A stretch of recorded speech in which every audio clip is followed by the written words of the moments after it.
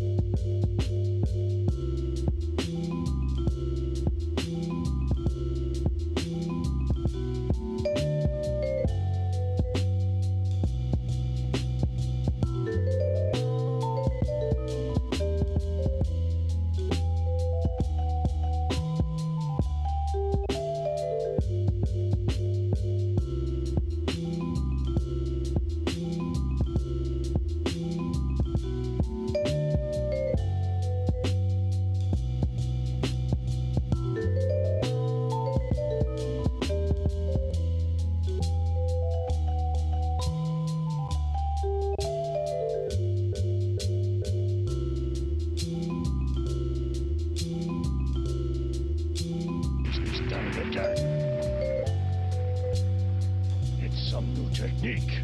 Must be, but when did you learn to do that?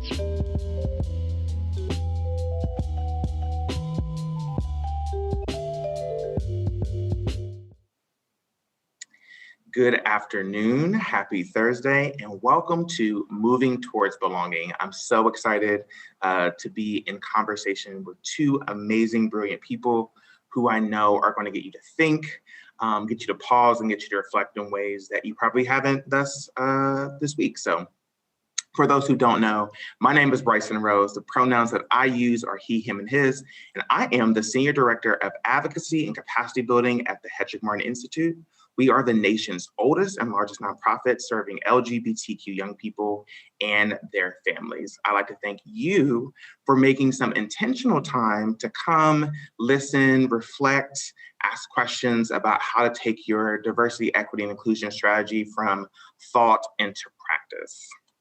Before we sort of dive in to what I know will be a very rich conversation, I would be remiss if I did not thank our beautiful and lovely sponsors for making this event happen. So without further ado, thank you to Bloomberg Philanthropies, Con Edison, Coca-Cola, Verizon, Facebook, Nordstrom, Davidson, Wells Fargo, Warner Media, and last but not least, Seder Men Connect. We're so grateful to be in partnership with you as we continue to do the work we've been doing for over 40 years, which is cultivating a world that is safer and more inclusive for LGBTQ young people in New York City, in New York State, and soon around the world.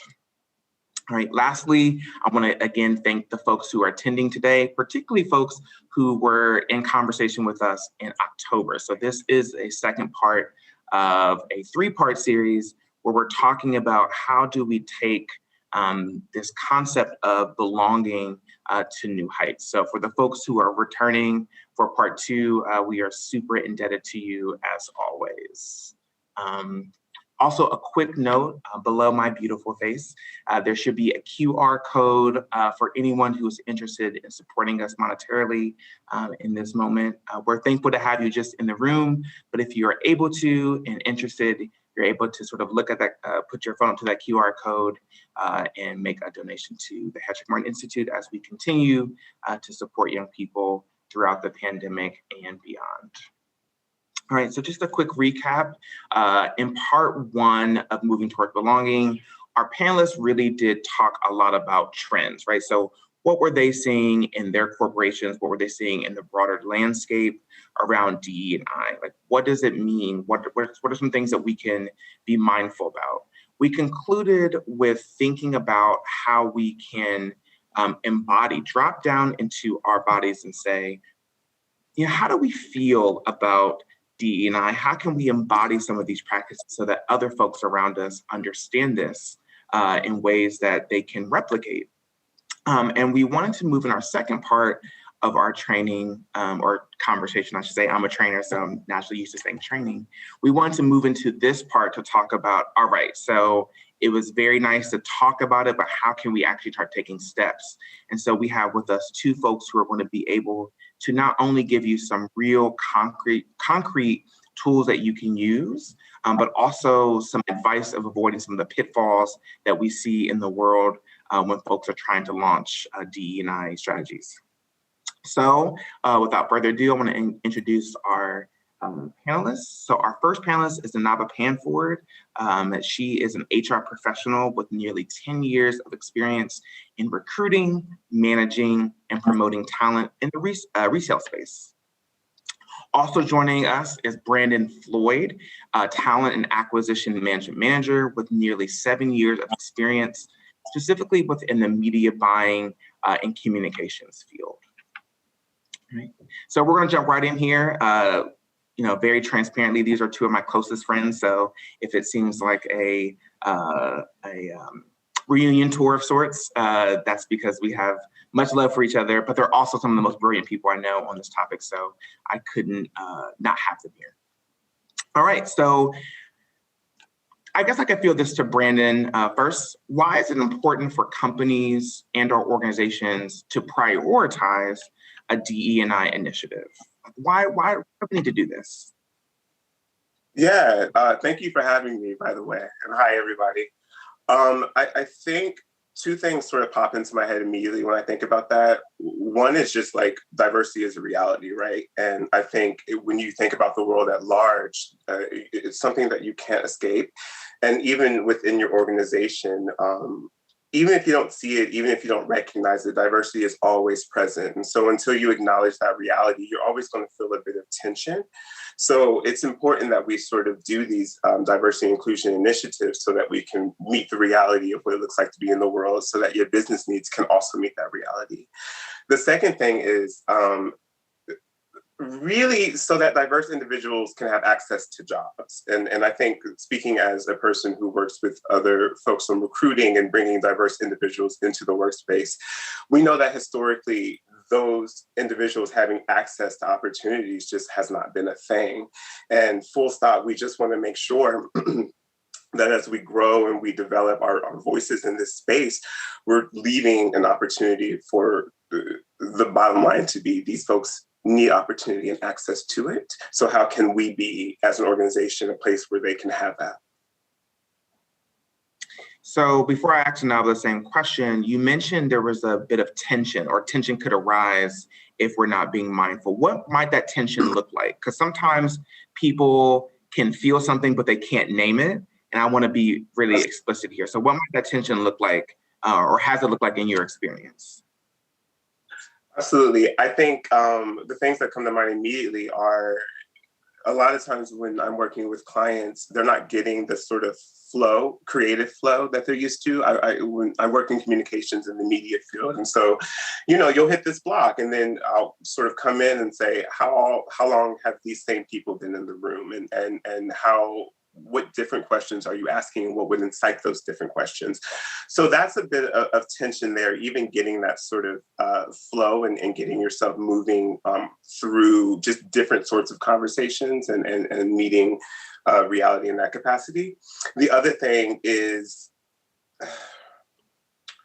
when we have diversity in a space, but we don't acknowledge it, the folks that are diverse in that space, the tension will feel a lot like silence sometimes, and it will feel a lot like evasion sometimes, or it'll just feel a little bit like a block. So you just want to make sure that we're staying cognizant of those kind of things, not necessarily because we have to fix them, but because when you start to feel those tensions arise, you need to have a sense of how you can engage them in conversation just generally, even on a casual sense, Beautiful. NanaAba, did you want to add something to that? Why is it important for us to be cultivating these initiatives? Yeah, and again, I'm super grateful to be here. So hello to everyone. I think it's important because ultimately, right, our agenda at the end of the day is typically to solve problems, right, or get something done. And I think that comes about when you have diverse thought, right? And I think you get diverse thought and you get diverse perspectives when you have diversity. And I think, what Brandon was really talking about is if you don't create a space in which people feel comfortable to bring about their opinions, their perspective, their initiative, their ideas, you're never going to be able to move forward and grow. So I think for me, it's really about what element of, problems are you trying to solve? And ultimately, do you have the team or leadership or people who are going to do that? And I think just having a diverse group of people is how you're going to get there. Yeah, that makes me think about how do we then get people to get on board? So how do we communicate the why? As someone who's worked with corporations around trying to shift their approach to DE&I, I think often something is missing is that sort of why. How would you recommend that people start to roll out the conversation about DE&I? Yeah, so I think ultimately you have to express to stakeholders and anyone in an organization why you want to do something, right? Like with any initiative. I think that people have to understand you can't just expect people to want diversity or understand diversity and inclusion. So ultimately, if you can highlight the positives behind bringing about diverse perspectives, if you can bring about why representation matters or how it will fuel a healthy culture at work, or if it can support more growth or internal promotions or whatever it may be, like an organization definitely has to highlight for everybody exactly why you're going after it and how it's going to positively either impact your organization or give a tangible result of another location that did it and saw powerful results, right? Like we have to bring that proof to people, because when we're talking numbers, when we're talking sales, when we're talking figures, ultimately people expect us to drive a result. So you have to share why we're doing it. So part of that for you is being specific about the intentional outcome. So this is where we want to go based upon whatever sort of analysis we've done. And this is the vehicle which we think will get there. And do you think it's also important, and I'll get Brandon's opinion, do you think it's also important for people to understand their role within that initiative? Like, we're rolling this out to you because you also a part of this, or what do you think? How do you really get that buy-in other than the 30,000 foot view, the sort of executive view? Yeah, I think ultimately once you land on why you're doing this initiative and you have proof of what this initiative can highlight and bring to your organization, then of course you can move into what are the roles that individuals are going to play. Ultimately, everybody has to play, right? Everybody has to contribute, but it's almost like core roles or a job description, right? You have to make it very clear to someone what the expectation is for them to contribute and how an individual can bring about their own outcome to support the larger cause, right? I think DE&I is something that like we have to break down for people, and we can't just assume, right, that people want to do it or like it or understand what it means. So on an individual level, yeah, you're going to have to give someone tasks or routines or objectives to meet so that they have an outcome and they feel like they're contributing to the overall goal of hopefully the goal of the company. Beautiful. Brandon, did you want to add something in this space? Yeah, I think NanaAba said that perfectly, to be honest. Yeah, I think it's really important to sort of make sure that when you're working internally and when you're working with your stakeholders, that you can sort of translate what it looks like for their bottom line, what it looks like for their business needs, because at the end of the day, that's going to matter too. And it's also going to be a priority, if not the other thing I would offer is transparency is just very important in communication in general. And this is something that I've learned just by virtue of moving in and out of different organizations. I think sometimes when you do something like a diversity initiative, it often looks like a pivot, right? It looks like something that's new or something that's changing within the organization, especially in these current moments, And a lot of times, it's just inherently that when folks see something new or changing within the org, they think something's wrong, right? Or they think that there's something to be afraid of, or they think that something needs to be fixed, or there's something going on. So the why is really important to communicate to sort of reduce that area of panic and to reduce that area of superstition or worry, and to just get people comfortable with what it looks like to be bringing this sort of energy into the space at all. Because a lot of times I find that people are because diversity is wide, and there's always going to be a point where some of us get the opportunity to touch on it. But it doesn't necessarily look that way immediately. And so a lot of times people are just afraid of what it's going to look like to bring these sort of thoughts or conversations into the space. So if you communicate transparently, like, yes, this is how it's going to help our bottom line. This is what it's going to look like for you. But this is why we're doing it. This is what it means for the agency. This is what it means for you all. This is what it means at large. And we want to know what it means to you so that we can incorporate that in there. Giving people space to have a chance to respond rather than react, and critically engage rather than just say things immediately is immensely helpful and calming for things like this, for sure. Now, Brendan, you do a lot on recruitment, so I want to ask a follow-up question. For folks who are coming into an organization that are doing this DE&I work, is that something that you would use as a benchmark to see if people are a fit or how people feel about DE&I? Could that be something used to recruit folks in your experience? Like, this is who we are, these are our values. What do you think about it? The thing that I try to do when I work with organizations is to make sure that things like this are incorporated into the fabric of their rhetoric and their vocabulary and their space. Because as a person that interviews, as a person that sits down with talent, it can be imposing. And it's not because I feel uncomfortable, but it's because I feel assumptive, and it feels like it can be a little bit like, sometimes people just want to come to work. And sometimes, like I think NanaAba mentioned this earlier, sometimes you just want to come to work. Sometimes you just want to show up in the space for what the space is. And you're not necessarily, that diversity component isn't necessarily the first thing on your mind. So I find that if the org is able to sort of weave it into the fabric of how we talk about the place and what you see when you walk into the space and what it looks like to work there at all, then those things can sort of organically develop in conversation, as opposed to me asking more pointed questions, which again, if it's not necessarily the space for that kind of conversation, it can make people uncomfortable and it can be jarring. So I try to do a balance. And I would say, I work, if I'm recruiting internal to my team, right? Or if I'm doing something for a diversity and inclusion effort in the space, obviously I'm going to ask those questions a little bit more pointedly, but I try not to be honest, or I try not to vet for that very heavy from the start. Beautiful. Pre sort of call, you talked about, Brandon, being internally having real honest conversations about the capacity to launch this, right? In terms of time, in terms of resources. Could you expound upon that? Tell us what you mean by having that sort of honest, transparent conversation internally about the initiative and how far reaching it is and scope and sequence and stuff like that. Absolutely.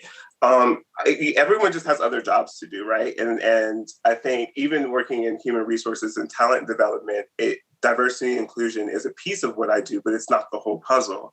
And what we don't want to do is sort of say, we want to do this and we're excited about this and it's going to happen. And then you realize it takes more work. Again, it's a pivot and it's a change. And you do have to sort of identify a lot, and you have to sort of open up your mind in different ways, not just on a mundane level, but on a philosophical level, so that you can pour all those things into the work that you're trying to do. And if I'm being honest, it can be taxing, and it can take away from, like, if you've already got a full calendar, that little 30-minute DE&I meeting can feel like a lot. So I always tell orgs, I always tell talent teams, look at your bandwidth. Be very, very practical about your bandwidth, and be very, very practical about your ask in terms of this DE&I initiative.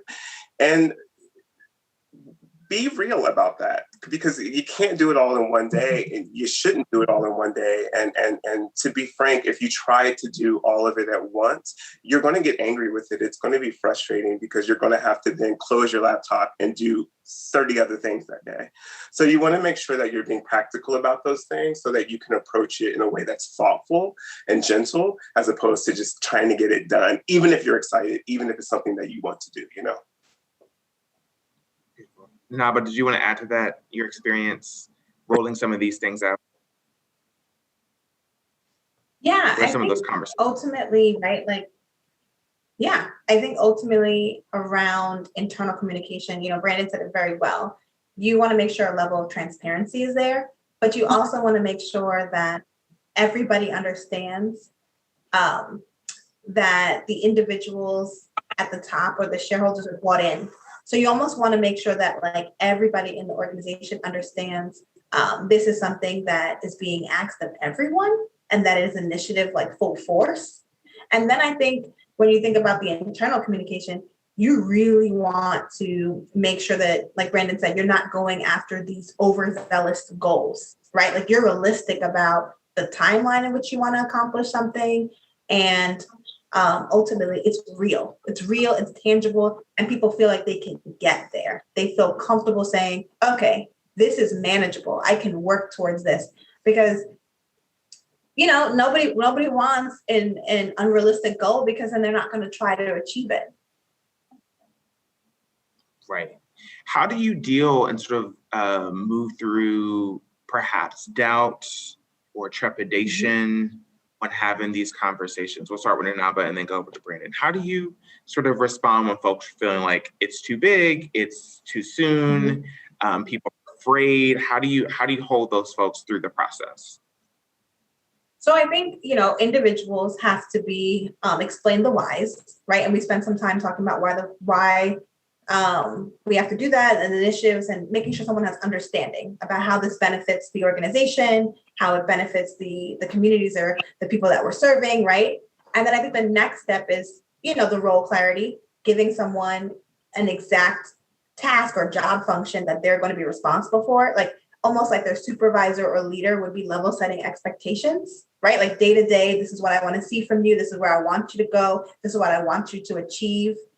And then I think at that moment, when someone says, hey, I'm struggling with this because I have roadblocks or I have doubt, it's that person's leader to ensure that they understand ultimately, yeah, it's their job, right? So it has to be that clear, but it also has to be a discussion around, okay, if you feel that these are the roadblocks, well, how can we maneuver around them? Or what changes can we make to your day-to-day functions where it would alleviate that 30-minute meeting feeling like it's too much for you to take on, right? It's about having a conversation with someone just as you would with any other initiative or any other thing that you ask someone to do in their job is help them create a plan of action of how they can be a part of it.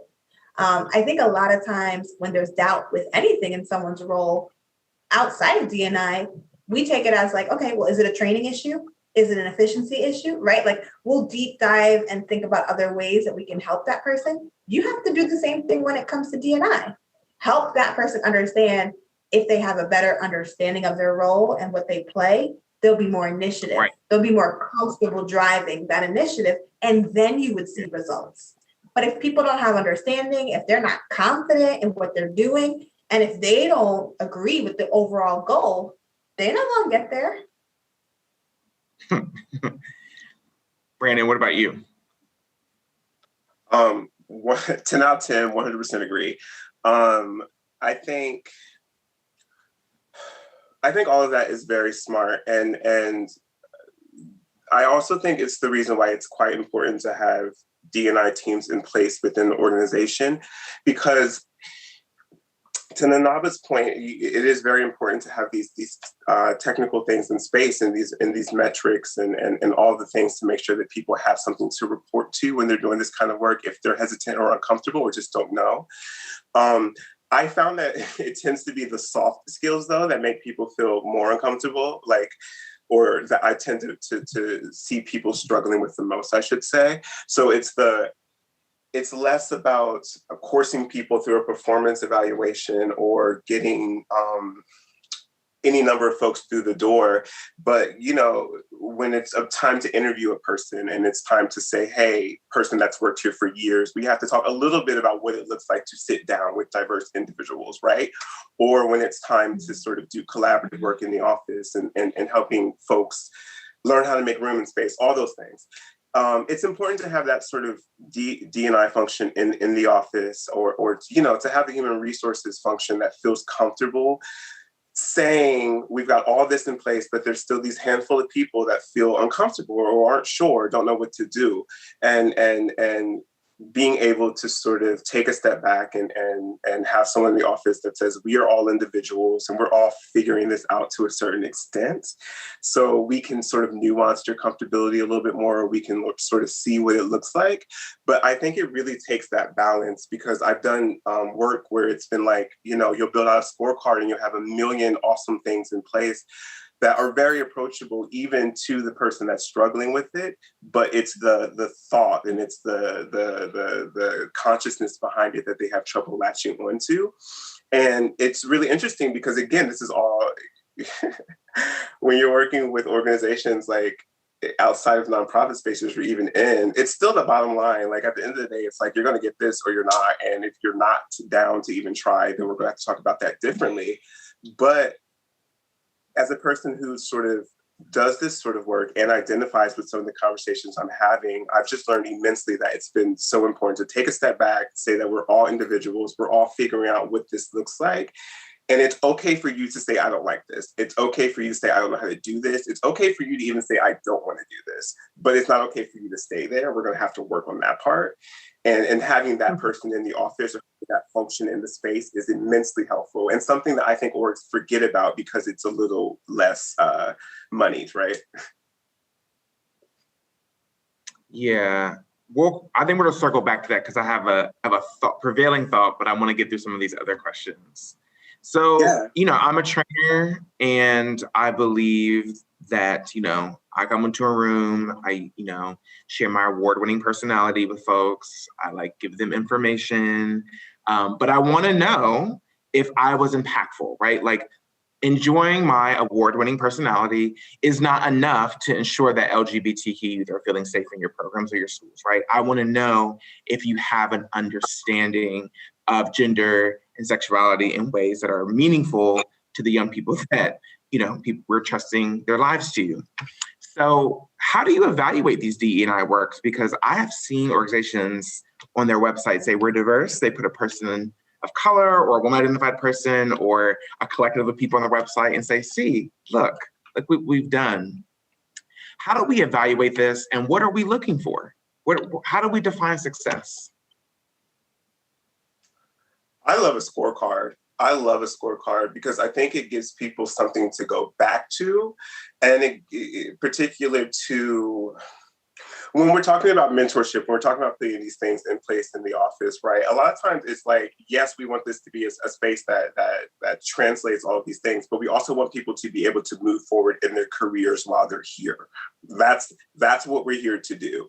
And so if it's been 3 to 5 years, or whatever, and we've been talking about diversity, but your executive leadership line hasn't changed, then we need to talk about that. And that's something that we need to have in place on that scorecard to start, so that we can actually see what it means to course people through this agency or this space, and sort of look at the employee lifeline and say, I've been to a lot of organizations that recruit very well on entry to mid, but then you get to that mid to senior level, and it's like, your matriculation isn't even here. You know what I mean? It's not even about getting people in the door middle to senior. It's like, all of these people that you hired entry level aren't here anymore, and they don't have any vision of robust leadership when the new folks walk through the door. So that particular to my own energy is where I like to see something in place that says, yes, we have a lot of lovely ideas, but we also have not for nothing, 32 white men in this room. So how is that going to look different in 6 months? And how is that going to look different in 1 year? Yeah, I agree. I think when you break it down into different categories, like representation, right? That allows you to look at the team that you currently have and see, do you have representation at different levels, right? And then you can figure out some goals as to how to get there, whether that's internal promoting, that's going to be external recruiting, whatever it is. I think when you think about the tactics and Brandon brought up the scorecard, ultimately it does come down to goals. And I think beyond, representation, I think you can also just think about every organization is going to be unique in the sense that it's going to have its own needs, right? It's going to have its own specific things that it's working through. So I think making sure that organizations understand, don't try to take a cookie cutter approach. really hone in on like, what gaps do you guys have and what are you actually trying to solve in terms of making your organization better? Because it may potentially be like how you're recruiting. It may potentially be like who you're internally promoting, but it might be deeper than that. Maybe a DE&I goal for you guys is that if you haven't promoted a certain demographic, you figure out what is the talent gap for them. How do you help those individuals have mentorship? How do you help those individuals retain? Like, how do you retain that demographic at your company, right? So I think there's so many layers to it, but ultimately it's about figuring out and identifying potentially like, what are you going after? Absolutely. I'm thinking too, and this is sort of tangential, so you know how my mind works, so I'm gonna make sure that I stay the course here. But I'm thinking about the organizational culture and enduring culture of companies and organizations that may not be conducive for folks who don't buy into a particular way of being, right? So that's a long-winded way of me saying, when women are pushed out of finance, often it's because there is this sort of culture that's really masculine and that values certain things around masculinity, regardless of talent, right? So women being on the trading floor is not an issue of, financial acumen or even performance. Sometimes it's just about comfort and feeling safe. How do we, and organizational culture is also one of the things that's hard to define, right? Like if you look it up, there's 30 different definitions. So how do we speak to sort of some of those really nuanced things that we're trying to get at that may lead to those gaps in representation at different levels of the organization? How do we really start to do that? I don't think we have an answer, but how do we begin to have those conversations? I think that's hard. NanaAba, did you want to go first? I'm sorry. Well, I was just going to say, it is a challenging one, but I think when it comes to that example, right, ultimately, we have to figure out the why, right? Like, why wouldn't women specifically feel comfortable in that space, right? So we would have to figure out, do we have individuals who would feel qualified to be there, right? Do they feel like they'd be confident, able to do the job? And then it's like, okay, is there a culture that we just talked about, an environment that would make them feel like they could be recognized in that space, they could grow in that space, they could get promoted in that space?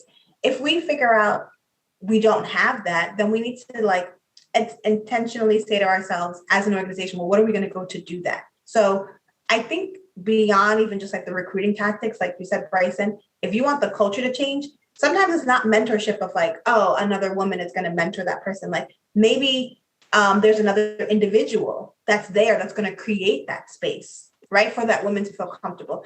So I think ultimately it is a challenging one, but we have to figure out why don't individuals necessarily want to be there, or why they're not retained, or why they don't feel comfortable. And then everybody else in that space has to be tasked with doing something to make it better for the individual, right? You have to make somebody feel welcomed into an environment. It's not the person that doesn't want to join that should be critiqued and kind of like evaluated, but it's also thinking through everybody else that has a seat at that table. What are they doing to make people want to come to the table? Right. Brandon, do you want to add something? I think that was perfect. Yeah, I think that was perfect. And I really like what you said about sometimes it may be an individual in the space that helps someone else feel acclimated, or that opens up that piece of conversation at all. And culture is such a hard thing for me because I work with a lot of startups, and I just feel like culture is a word that people use to just incite things that are just not good for anyone else but who's in the room right now. So it's really important to me that, again, I think I said this earlier, but making sure that if there's anything that you want to do, even if it's not specific to diversity and inclusion, you need to be weaving it into the conversation of the space at all. So to NanaAba's point, and I love that you said that, so that the culture can be a testament to that, by virtue of someone else in the office being like, hey, how are you? And feeling comfortable and empowered to do those sorts of things. And that's why I think that these mentorships are important, and just like any sort of communicative space within the org is really important. Anything that incites critical thinking. But to your original question, Bryson, that culture thing, it's really, really tough, because I think it sets you up for some trouble if you're not careful with that. Particular to things that are organizational based, like culture is one thing when you're like a retail space, or you're like sort of fielding a lot of folks coming in and out, right? And you need like a stable line. But when you're in an enclosed space, an org that you see the same people every day, you're doing the same things more or less every day. Culture can be a little bit burdensome, because there's no one breaking up that tension. There's no one coming in to sort of challenge that culture. So you want to make sure that every time you use that word, you're using it critically, and you're letting it be nebulous. You're ready for it to change all of the time, because your organization is always going to be changing, because that's just the reality of being. So you want to make sure you're not making culture a hard line, because folks really suffer when you do that. Oh, it's holding it with an open palm rather than a closed fist, saying, this is where we are, and we're open to sort of shifting that depending on the environmental changes, depending on the industry changes. Beautiful. Yeah. I would not be likening myself to Gayle King if I was not going to ask some difficult questions. So here's a part of the interview where, things get a little more difficult. So HMI, our job is to center some of the most marginalized young people in the country, right? Particularly in New York City. So young people living at the intersections of who experience lots of racism, lots of xenophobia, lots of ableism and homophobia and transphobia. And oftentimes those systems make it very difficult for young people to gain the experiences they need to be quote unquote ready to enter into certain industries, right? So how can DE&I programs, right, move beyond, if you can get here, then we'll make it comfortable. How can it extend and shape and look different to recognize that we are still in a place where lots of people are cut off from opportunities to even be quote unquote ready. And I'm thinking specifically about the work you do, NanaAba, that really meets people where they are and sort of pours into them things that they may not be able to have by virtue of circumstance. So if you want to start, and then Brandon, you can add. How can we make this stuff really meaningful for those who are most marginalized? Yeah, I think intentional development, right? And like talent planning around individuals, it's what's eventually going to have to happen, right? Like if you are invested in your team and someone comes in at an entry-level position, and leaders or managers are tasked with saying, well, you have to develop at least 3 people on your team, or you have to develop at least 1 person on your team. It's about giving them the opportunity to develop, those skills, and so that they can grow into being something. But I think it starts with, the organization asking managers and supervisors to be those individuals and seek out that talent. I think the other piece of it too is ultimately, when we have these entry-level positions, we have to make sure that we're soliciting feedback from those individuals, right? Especially if you're not retaining the talent, or asking and assessing if those individuals feel like they feel that the company is invested in them. A lot of times when it comes to culture, DE&I initiatives, the company is doing things, the organization is doing things that they think is well received. But you have to solicit that feedback so that if those individuals feel like they gain development from promotional opportunities, or just different opportunities, or learning a new skill set or mentorship, then we hit on the things that they think they need, but then obviously also give them the performance skills that they may need. Absolutely. Beautiful. I love, I mean, to your point, Bryson, whenever I'm working with hiring teams, particular to recruiting diverse individuals, I often have to remind them that the avenues for getting these people through the door look different than what you're probably used to seeing. And that's important to reiterate, because I don't think that I feel comfortable saying I don't think enough hiring managers give space for that. And that's important because, you know, I was like working on a project for a real estate firm and they wanted to work with HBCUs and they were like, but none of them have the program in place that we usually recruit from. And it's like, okay, would anyone take a step back, think about what you need from the role and how you can source that in a different way, how else those skills can come through the door. I think that that's so important. And NanaAba, I think that you said that beautifully, making sure that these managers and that folks that are already in the space know how to develop an employee and know how to get them to the space that they need to be in, even if the skill set that they're coming in with looks a little different than what you're used to.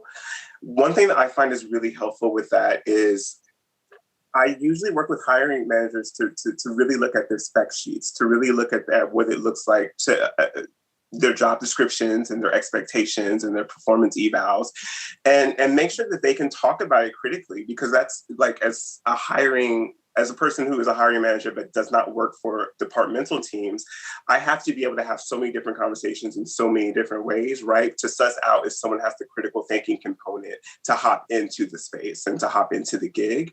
And I don't think that enough orgs task hiring managers with retaining that sort of critical thinking component, right? Or exercising it at all. So that a lot of times it's like, oh, this is such a story. They look at the resume or they look at the background. They're like, nope, doesn't work. Nope, doesn't work. Or the person gets through the door. Maybe they've had like, you know, you'll have a media buyer who perhaps was working in sales prior or something else prior. And they have the language and they have the attitude, but they don't have the technical acumen right away. Do they have the critical thinking component? And do they have the ability by virtue of conversation to develop that? And that's why that time thing that I mentioned earlier is so important, because the other thing that I don't like to see is making those diverse individuals, tasking them with the catch up. I think that you have to remember that most of us start jobs assuming that we're going to have to go in there and do it and catch up and, you know, make sure that we're showing up. Even if that's not what you believe, let that be your departure point, so that when you're working with diverse individuals, when you're getting them through the door, you assume that that's their attitude and you're ready to engage what they need to learn or develop against their colleagues by virtue of their experience. But don't treat their experience like it's a thing that they have to overcompensate for.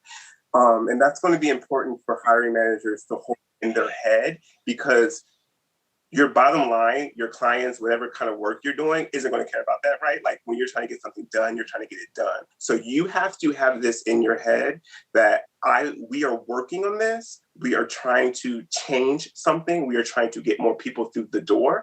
The opportunities for those people are not historically the same. So there's an adjustment period. And I'm just going to have to deal with it. And then once you have that ingrained in your culture, you can share that with your clients. You can share that with your supervisor. You can share that with the stakeholders that are putting pressure on you to have something done or right immediately. But that's never going to happen. And that's not particular to diverse individuals. That's just human behavior. We all just, when we're doing something fundamentally different, we need that space for change. And that's, yeah, I'm glad you asked that question, Bryson. Well, you know, I channeled my Gail King to ask the difficult questions, which leads into another difficult question, right? Which I think is really important. And I really do believe that mentorship is super important.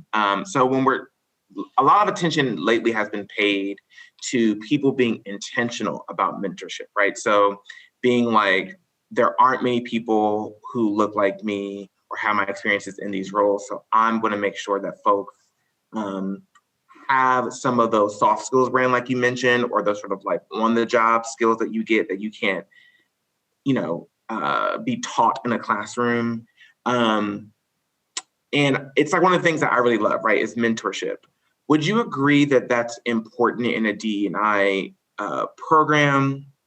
And if so, what makes for a good mentoring program, or I should say, I really try to shy away from values language like good, bad, generative, or very robust mentoring program, and what does it require from leaders?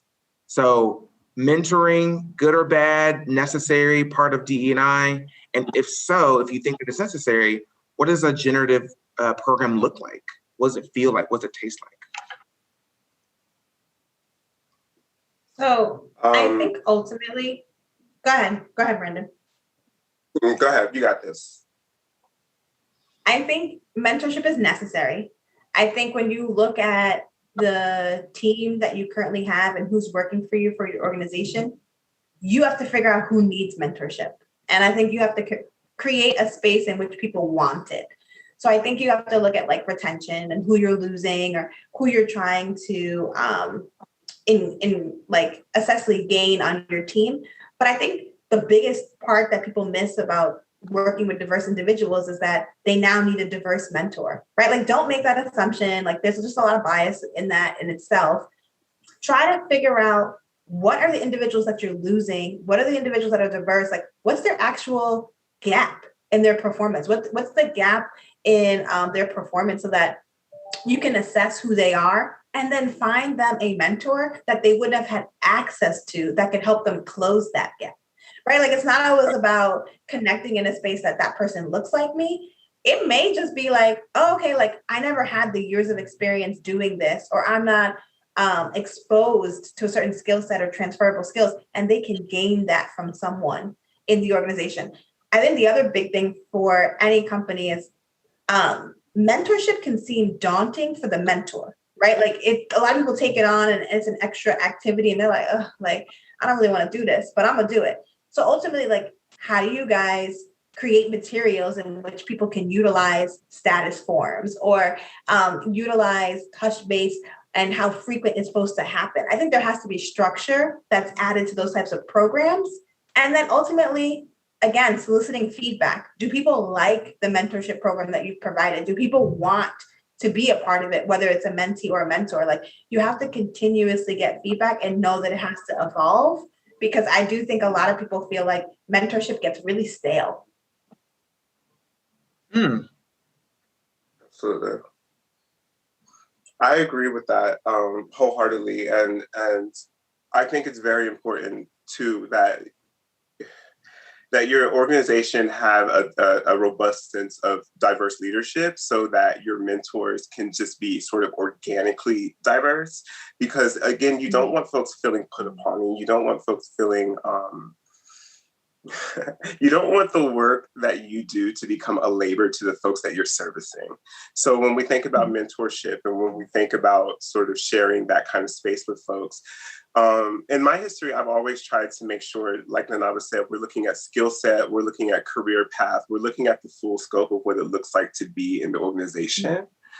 And we're getting a good sense of what folks want from a mentorship experience in general, so that it doesn't become tedious or laborious. But another thing I think that's very important is making sure that you have other things in place. Making sure that you have other systems, other points of conversation, other points of development in place so that that mentorship area can be specific to the organization and to career development, so that I can be honest. I think that, yes, it is important to have a mentorship component. I do find that when they become too niche, they do become a bit tedious and a bit too insular. So it's important to have a good sense of like what we want to accomplish with this. And I find that it works better if we're prioritizing career development, and then we have other ancillary things in place to sort of speak to the other parts of yourself that are of interest or that need development as well. And to NanaAba's other point, I love a rotating mentee mentor sense. You know, even if it's just, I think with orgs I've done like a year, or you can do 6 months or something, but you know, enough to have conversation and get some traction and some development, but also to build out the full scope of what it looks like to be at the org from different perspectives. So there's a lot of ways that you can play with that mentorship to make it impactful without being too intentional. Or again, Bryson, it's an open hand instead of a closed fist. I think that that's very important, particularly to that sort of collaboration too. Yeah, it reminds me of something too that happens in higher education. So I used to work at Binghamton University in upstate New York. That is where I met NanaAba many, many years ago. And one of the things that was part of our performance work was having what we called collateral assignments. So I have a background in sexual health in sort of college health, right? That's sort of what my job was. But I was able to work with the counseling department and with the marketing team and with residence life, right? So that I could get a more robust understanding of this is higher education, but within higher education, there are many different avenues that you can go as a way for my own personal development, but also to build empathy, to see what other folks are doing, and also to understand the field better, right? Like different relationship as a health educator, it looks a lot more boundaried than perhaps someone who works in athletics, right? Like there's just a different relationship that exists. And so I think that's also really important. And also considering, trying to center our young people is that part of that systemic oppression that most folks experience is that they don't understand the multiple parts of an organization because they're cut off from those sort of experiences or those sort of relationships with people. So, folks don't understand that, there are folks that do different parts of retail that have nothing to do with selling clothes, right? Like that has to do with like how you organize a store. There's a science to that. People make a lot of money around, how do consumers buy, and it can get really interesting and dynamic. And that they have an ability to lend them their own experiences as consumers to that market. So I definitely agree. Anything else that folks should what pitfall should people avoid when they're thinking about mentorships or DE&I programs? One I can think of just to start is having a committee that does nothing. Right? Like having, we want to do something. And so we're going to bring all the people from historically marginalized communities together in a room and like buy pizza. And then they're going to meet every week. So for me, it's intention. Like don't be unintentional. Anything that you all would want to impart to our audience? Yeah, I would say don't underestimate the fact that this may be a space that your organization doesn't know, and understand that it may be meaningful for you to get training, right? Or bring in experts. I think there's just a lot of organizations that feel like, oh, okay, like I want to go after this, I want to do this. If you can't figure out how to do it, or you weren't able to figure out in the past, don't assume you can now just come up with a strategy if you have no previous background or education in this. So I think ultimately it's about partnering and finding someone else that can help you and doing the research before you jump in. And like Bryson said, having a committee that unfortunately doesn't accomplish the goals that you need to. So, and I think the last thing I will say is like just bias. There's just like a lot of natural bias that we have, as a society. And I think a lot of times people bring that to work and they don't realize that they do. And until you confront that and realize that that is going to impact how people show up and what they do with their initiatives or how they accomplish their task, you're not going to be able to really get that far. So just be able to understand and look at your organization and assess, do you even have that bias that you have to maybe remove or give people training on before you could take additional steps? Beautiful. I would offer, I hope this doesn't sound insulting, but I like to remind people that diversity is not just what you see or experience via your senses. And that's very important. Even for myself as a person that does this sort of work, I have to remind myself that I need to be thinking critically about it.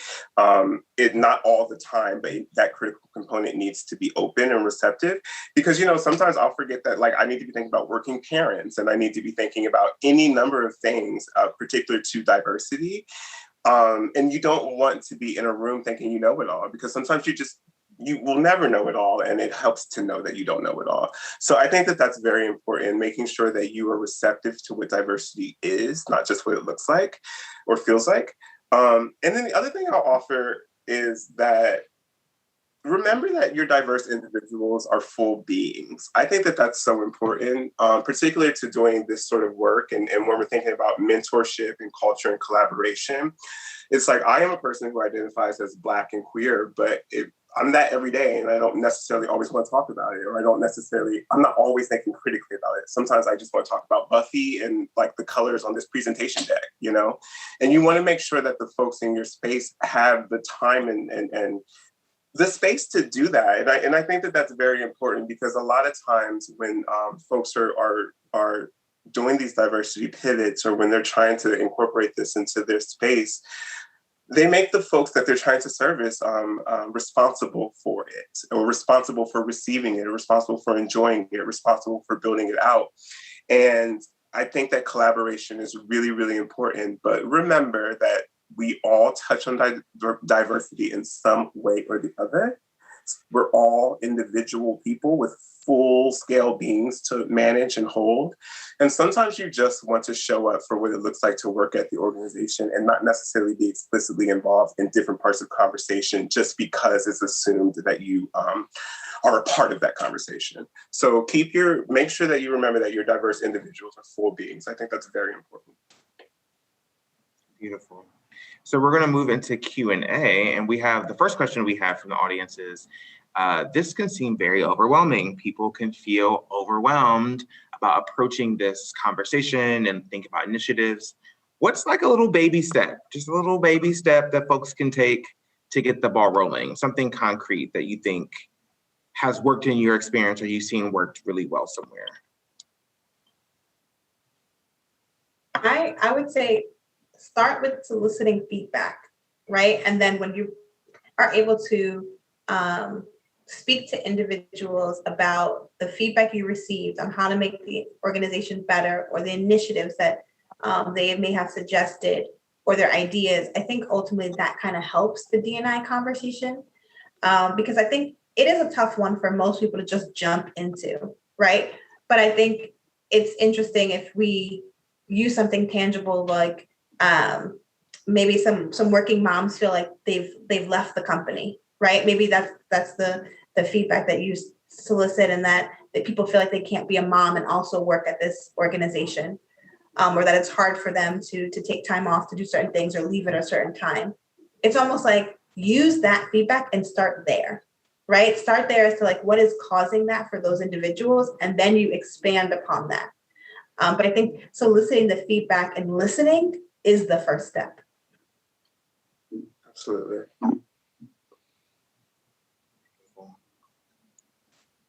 What do you think, Brandon? A little initial step. What are some initial steps we can take? I think self-assessment is nice, and I mean that in like a very heartfelt way, because I'm a person that's easily overwhelmed by communication, especially in professional environments. So sometimes when I'm approached with something that I don't feel comfortable doing or contributing, I'll just go back to my little space. I'll say, what is it that I have to talk about, or what is the agency talking about? And then how do I feel comfortable contributing to that conversation at all? Like if there's only a little piece, it's just like, to your point, like, you know, I know a working mother who left because they didn't feel supported, or I don't feel supported in this way. I'll just have that little piece in my head, and then I'll intentionally share it with someone. And I think it's important to intentionally share it with someone in a transparent space, like a person that you're reporting to, or a person that sort of helps you develop as an employee, because you don't want the things that you uncovered to fester, and you don't want them to become something they don't need to be. But that'll be a good way for you to say, hey, I see that this is something we're talking about at large. I'm not sure how I'm supposed to contribute to this conversation. You and I work very closely together. Here's what I've observed about the situation and myself. How do you think I can contribute? How do you think I can help? And then you don't have to do as much work, to be honest. I love that. Those are two really good steps that I think folks can take away with them. I think it's going to be really helpful to sort of like catapult that. So I want to thank both of you. We are almost at time, so I want to thank both of you for your valuable time. Thank you for the candor. Thank you for the insights. As always, it's a pleasure to talk to both of you. Talk to you like every other day anyway. Thank you to our sponsors and to folks who have showed up again to hear us talk about moving toward belonging. On behalf of HMI, I want to wish you all a great rest of your week. And again, thank you for being here. Part 3 of Moving Towards Belonging will be happening this summer in July. So be on the lookout for communication about that. Until next time, be well and be safe. Thank you.